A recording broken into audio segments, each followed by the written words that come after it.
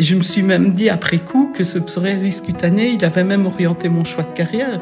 Moi, j'ai décidé de travailler avec des animaux parce que les animaux, ils ont jamais changé le regard sur moi, que j'ai des crevasses et des plaques aux mains ou que j'ai une peau saine. Et je pense vraiment que ça a influencé mes choix de vie.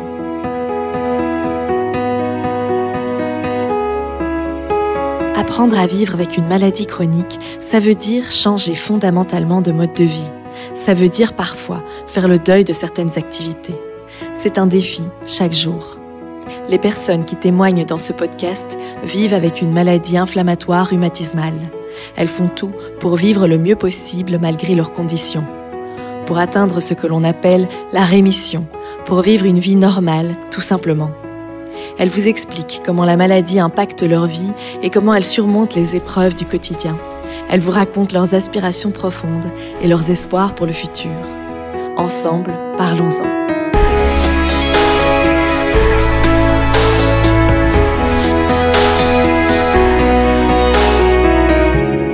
Je m'appelle Cécile Girardi. Je vis à Ouellin, dans un petit village au bord de l'Ardenne. J'ai 56 ans et je suis maman de 3 enfants. Actuellement, je suis en invalidité. Je peux plus exercer ma profession qui était vétérinaire à la base. Je suis une patiente psoriasique, donc j'ai du psoriasis cutané depuis ma naissance. Quasi, c'est apparu vraiment dans les premières semaines de vie. Mais ce qui a causé, je vais dire, mon départ du monde professionnel, c'est ce qu'on appelle l'arthrite ou le rhumatisme psoriasique. Donc en fait, les gens, ils connaissent bien le psoriasis comme atteinte cutanée, enfin en général, parce que c'est quand même quelque chose d'assez courant. Par contre, ils sont pas toujours au courant que ça peut avoir des répercussions vraiment partout dans l'organisme, et notamment au niveau des articulations. Et moi, je suis quand même une patiente qui est quand même assez sévèrement atteinte parce que j'ai des problèmes donc cutanés, articulaires, métaboliques à cause de ça. Et ma dernière découverte, c'était des problèmes cardiaques. J'ai jamais connu ma peau sans psoriasis. Je me suis jamais dit je serai plus comme avant. J'ai toujours été comme ça. Et je pensais que je le vivais bien. Mais en fait, c'est pas vrai. Je me suis aperçue de ça vraiment à 50 ans, quand j'ai eu accès aux biothérapies, que pour la première fois de ma vie, j'ai eu une peau qui était pas écailleuse, pleine de crevasses, etc. Et que j'ai pu tendre la main aux gens en n'ayant pas honte de l'état de mes mains. Je ne savais pas ce que c'était. J'avais beau me dire, ouais, je m'en fous, faut pas s'attacher à ça. Un être humain, c'est autre chose qu'une main. Mais en fait, et même encore maintenant, j'ai encore le réflexe de cacher mes mains, de fermer mes poings pour qu'on ne voit pas les paumes, parce que c'était surtout les paumes, et si on le voit encore un petit peu, qui étaient atteintes. Mais le psoriasis cutané, c'est un poids énorme. C'est vraiment une maladie qui est pas facile à vivre. Je participe à des cours pour des futurs professionnels de la santé. Et alors, pour un peu leur expliquer pourquoi il y a un patient qui vient leur parler, ce que j'ai l'habitude de leur raconter, je leur pose la question, est-ce qu'on vous a déjà regardé d'un air dégoûté dans votre vie ? Alors, bon, il y a une moitié qui dit oui, l'autre moitié qui dit non, enfin bref. Et je dis ouais, moi, on m'a regardé d'un air dégoûté dans ma vie. On m'a regardé comme ça quand j'étais vétérinaire, puis que j'assisais un abcès, que je faisais un truc bien crado. Je dis, bon, ça, je comprenais les gens, franchement, c'était pas... Mais là où j'ai pas compris, c'est quand j'étais enfant, les premières fois où j'étais à la piscine et où je voyais les autres qui s'écartaient un peu de moi, quand ils voyaient les lésions sur mon corps. À ce moment-là, j'en avais pas aux mains, donc c'était quand je me déshabillais qu'on le voyait. Et puis je voyais leur regard, et puis c'est quoi, ça s'attrape, vous avez beau leur dire non, c'est comme ça, c'est génétique, moi j'y peux rien, non, tu risques pas de l'attraper. C'est des regards qui font mal et qui vous marquent, mais vraiment pour la vie. Et je me suis même dit après coup que ce psoriasis cutané, il avait même orienté mon choix de carrière. Moi, j'ai décidé de travailler avec des animaux parce que les animaux, ils ont jamais changé le regard sur moi, que j'ai des crevasses et des plaques aux mains ou que j'ai une peau saine. Et je pense vraiment que ça a influencé mes choix de vie. Mais j'ai réalisé ça que quand j'avais 50 ans.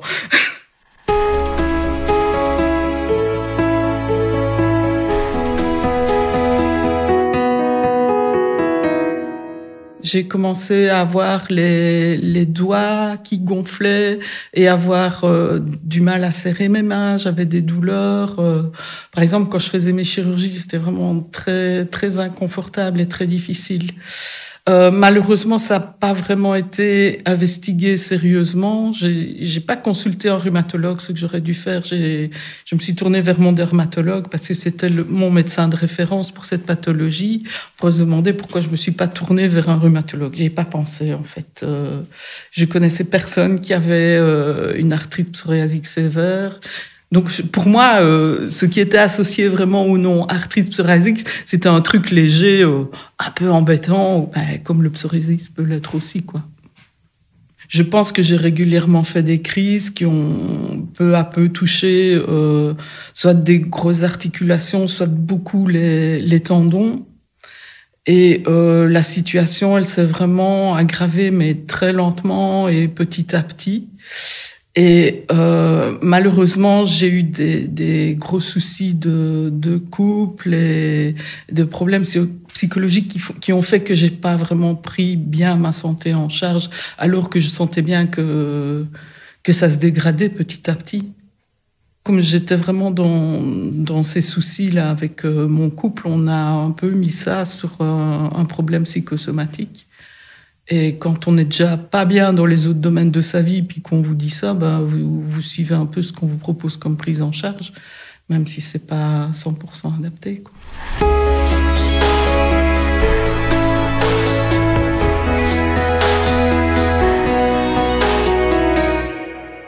J'en étais arrivé à un point où à chaque crise, moi, j'allais même pas chez le médecin parce que qu'est-ce qu'il allait faire? Me donner des antidouleurs, des anti-inflammatoires et puis attendre que ça passe.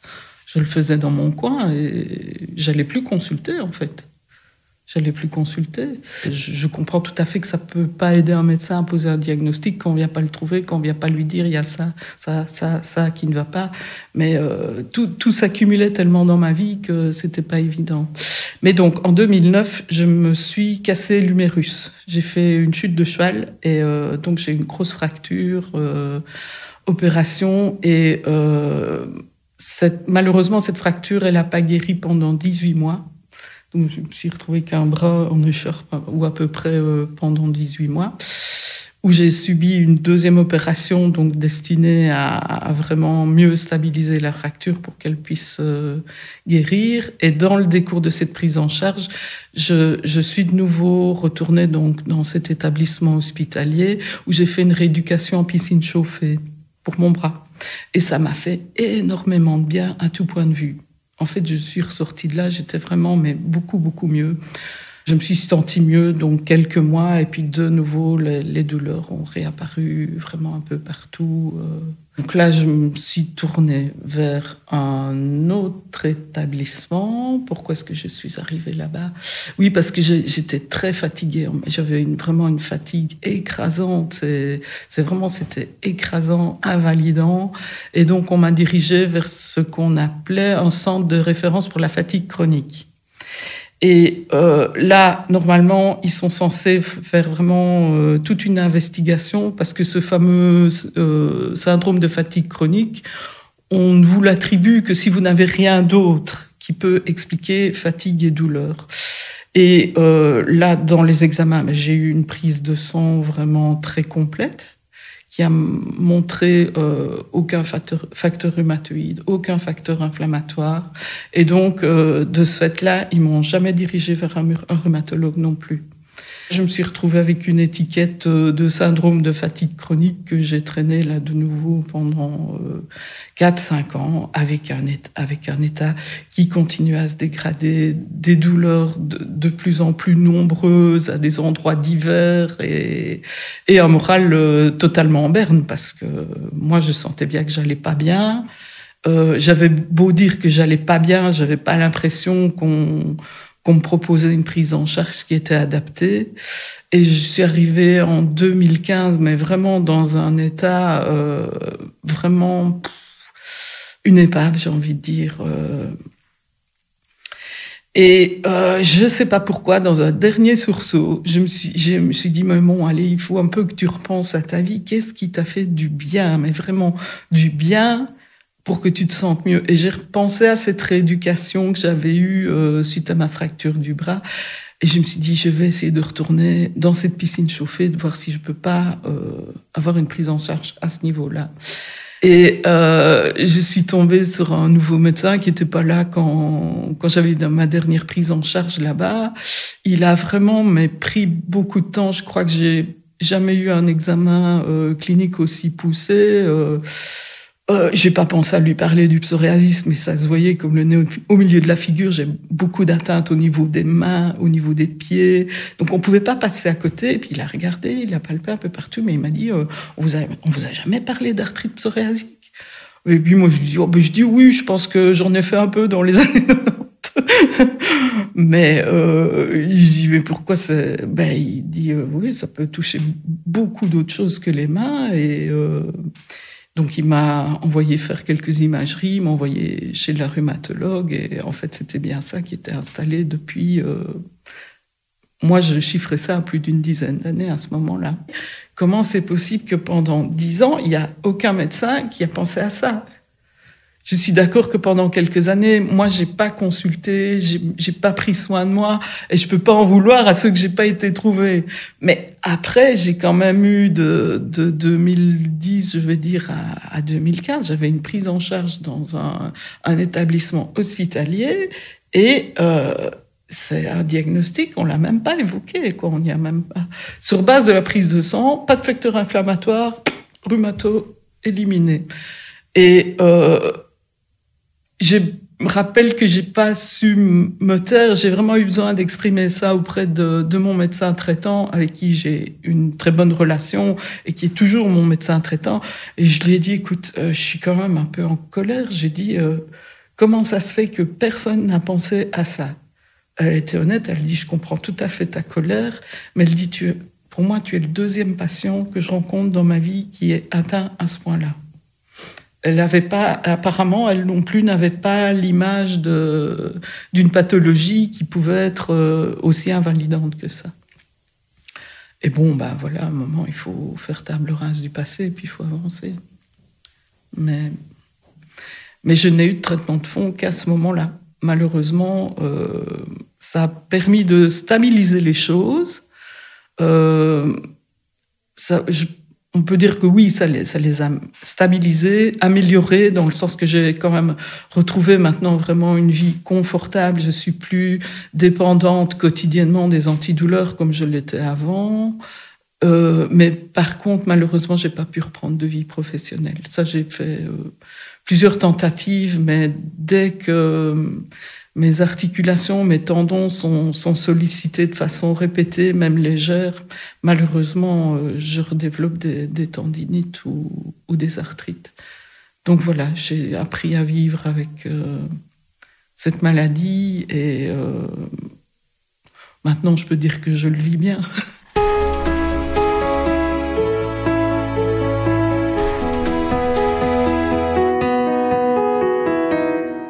Reprendre un exercice professionnel, ça fait environ, pas tellement longtemps, peut-être 2 ans, 2-3 ans que la rhumatologue m'a dit que je ne devais plus l'envisager, quoi. Et ce qui me causait problème, c'était vraiment la station debout prolongée et une consultation vétérinaire, ça se fait pas assis sur un fauteuil. Il faut rester debout. C'était aussi tout ce qui était chirurgie qui devenait vraiment de plus en plus pénible. On se rend pas compte, on voit les chirurgiens qui tiennent leurs petites pinces, là, c'est sympa et tout, mais ça demande quand même pas mal de force au niveau des doigts et des bras pour serrer les ligatures, notamment. Si on n'a pas cette force-là, ou si on force tout le temps de façon répétée sur les mêmes articulations, ça s'enflamme, et puis ça s'enflamme pendant des semaines. Vous savez plus vous en servir. On perd en fait la musculature qui permet de se servir de cette articulation-là. Après avoir arrêté quelques mois, j'étais plus capable de recommencer. J'ai de temps en temps des amis qui me disent « Ouais, t'as un chat, pourquoi tu le stérilises pas toi-même ?» Mais ils se disent « Vous vous rendez pas compte ?» Moi, j'ai peur de pas savoir faire ma chirurgie convenablement. Je sais toujours comment il faut faire, mais je sais plus le faire. Physiquement, je suis plus capable de le faire. C'est pas un métier qu'on peut faire à moitié, c'est pas papouiller minou, caresser le toutou, c'est un métier physique, exigeant, tant physiquement qu'intellectuellement. Et si vous n'êtes pas au top, ça marche pas. On peut pas bien faire ce métier. J'étais engagée donc dans cette ASBL-là qui s'occupait d'élevage de chevaux, mais même ça, à la longue, je n'ai plus pu le faire, surtout essentiellement à cause de la fatigue. Là, j'avais un emploi donc, qui était beaucoup plus statique, mais en fait, le fait d'être statique, c'est pas bon non plus. C'est une maladie où il faut tout le temps bouger. On doit être tout le temps en mouvement, on doit tout le temps faire ce qu'on peut, mais on doit bouger. Souvent, en été, quand il fait chaud, j'ai vraiment là, 15 jours, 3 semaines où je me sens mais tout à fait bien. Mais tout de suite, je suis là en train de me dire « Oh, tu regarderais bien les annonces quand même. On ne sait jamais s'il y avait un truc pas trop loin, un mi-temps ou quoi. » Et puis, l'automne arrive. Les désillusions aussi. Un des aspects dont j'ai pas parlé, c'est ce qu'on appelle le dérouillage. Donc, en fait, quand on est resté immobile un moment et qu'on se remet en route, on doit vraiment mobiliser ses articulations doucement. Et c'est douloureux quand on fait ça.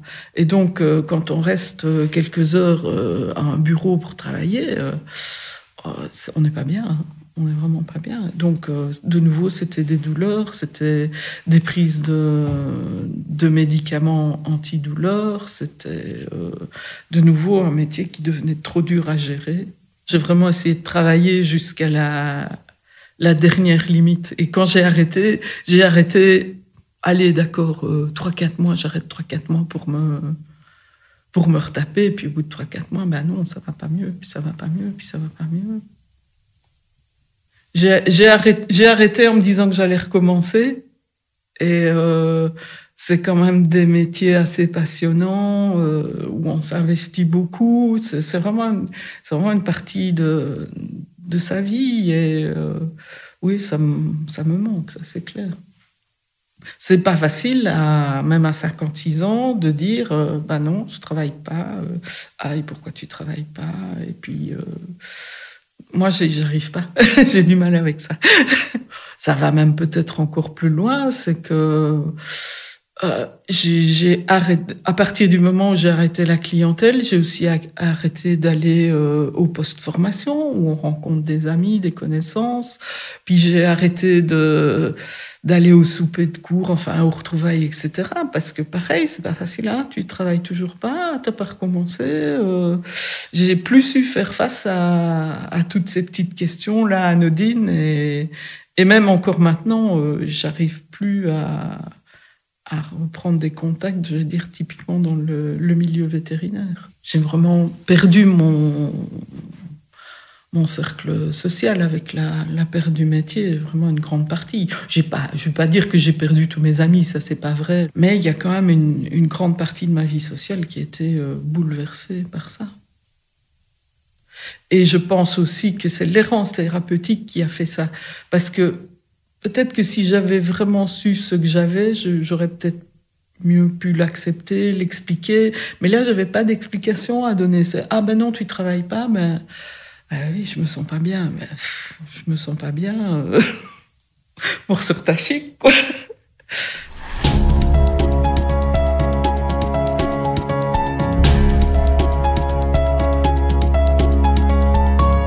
La première association auprès de laquelle je me suis beaucoup investie et auprès de laquelle je m'investis le plus, c'est Claire. Oui. On pense souvent aux associations de patients pour le support qu'elles peuvent vous apporter en tant que patient, mais en fait, on a vraiment, nous aussi, en tant que patients, un rôle très actif et qui nous fait du bien et qui redonne un peu une place dans la société. Vraiment, moi je le conçois comme ça. Vraiment, c'est transformer quelque chose qui est en moi, le fait d'être malade, le fait de ne pas pouvoir vivre comme une autre personne, en quelque chose de positif qui est en plus l'expérience du patient. C'est vraiment quelque chose qui est de plus en plus valorisé et qui est de plus en plus pris en compte. Et c'est vraiment important. Et je suis vraiment contente de contribuer à ce shift de la vision du patient qui n'est plus seulement l'objet de soins, mais qui devient vraiment partenaire de soins.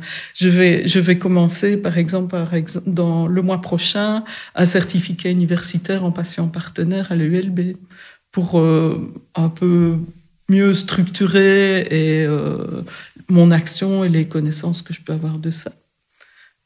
Et c'est vraiment quelque chose dans lequel je me suis beaucoup investie. Je participe aussi avec un projet qui s'appelle Patient Formateur à la LUS. Et donc, ici, les derniers 18 mois, donc j'étais dans divers établissements d'enseignement supérieur, à l'UCL, à l'ULG, à l'ELMO, l'ENALUX, etc. Et donc, on va raconter notre expérience patient aux futurs soignants. Et alors, au début, ça m'interpellait beaucoup parce que je me dis, mais qu'est-ce qu'on leur apporte? Ils vont voir des patients tous les jours, toute leur vie, qu'est-ce qu'on leur apporte? Mais en fait, si, on leur apporte beaucoup parce que eux, ils voient la maladie, ils voient la prise en charge pour laquelle ils sont formés. Ils sont bien sûr spécialistes de ça. Nous, on n'a rien à leur apprendre à ce niveau-là. Mais venir leur raconter, voilà, moi, j'ai un psoriasis, j'ai dû subir des regards toute ma vie. J'ai fait un choix de carrière qui a été orienté par cette maladie. Je ne peux plus travailler parce que j'ai une maladie articulaire. J'ai perdu beaucoup de mes amis parce que j'avais honte de cette maladie. Tout ça, ils ne l'apprennent pas et ils ne peuvent pas le savoir. Ils ne peuvent pas le savoir. Et je trouve que c'est vraiment bien qu'on ait l'occasion maintenant, en tant que patient, d'expliquer tout ça et de donner une vision de la maladie qui est beaucoup moins binaire, noir et blanc. Je suis en bonne santé, je suis malade. Il y a des tas de situations différentes, il y a des tas de répercussions qui sont différentes d'une personne à l'autre. Et vraiment, quand ça a une place dans l'univers du soin, c'est très important parce que ça nous permet aussi, à nous, patients, d'améliorer notre prise en charge.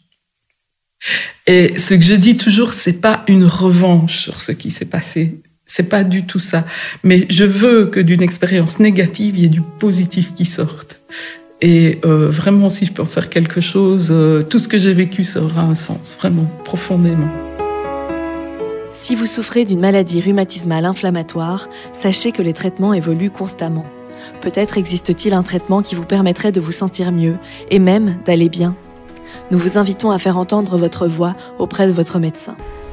Parlons-en est un podcast réalisé par AbbVie en partenariat avec l'association de patients Claire.